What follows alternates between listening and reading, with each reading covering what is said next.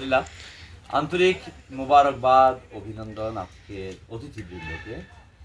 আলহামদুলিল্লাহ, এখানে যারা উপস্থিত হয়েছেন এক একজন মানবিক, সামাজিক, রাষ্ট্রীয়, ধর্মীয় নেতৃবৃন্দ।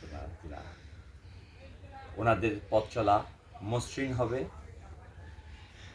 সুদৃঢ় হবে, মানবতার জন্য, সৃষ্টির জন্য, দেশের জন্য। এই কল্যাণ আমি কামনা করি। আল্লাহ তাআলা ওনাদের ব্যক্তি জীবন, পারিবারিক জীবন, সামাজিক জীবনকে কল্যাণময় করুক। আমিন। মানবতার জন্য, ইসলামের জন্য, সুন্নিয়তের জন্য প্রত্যেককে আল্লাহ তাআলা কবুল করেন। আমিন।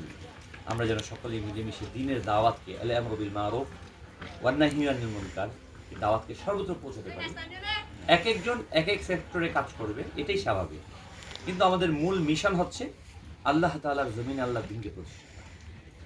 এই জন্য আমাদেরকে মেহনত করা, প্রচেষ্টা করা। দাওয়াত ইসলামী আন্তর্জাতিক অরাজনৈতিক সুফিবাদী দ্বীনী সংগঠন, সকলের মাধ্যমেই এই কাজ পরিচালিত করা থাকে। আলহামদুলিল্লাহ, আবারও হৃদয়ের গভীর থেকে মোবারকবাদ জানাচ্ছি আজকে এখানে উপস্থিত হওয়ার জন্য আমাদের ডাক্তার অধ্যক্ষ এস.এম. সরোয়ার ভাই সহ তার সাথী এবং সকল মানবিক কর্মীদের। জাযাকাল্লাহ।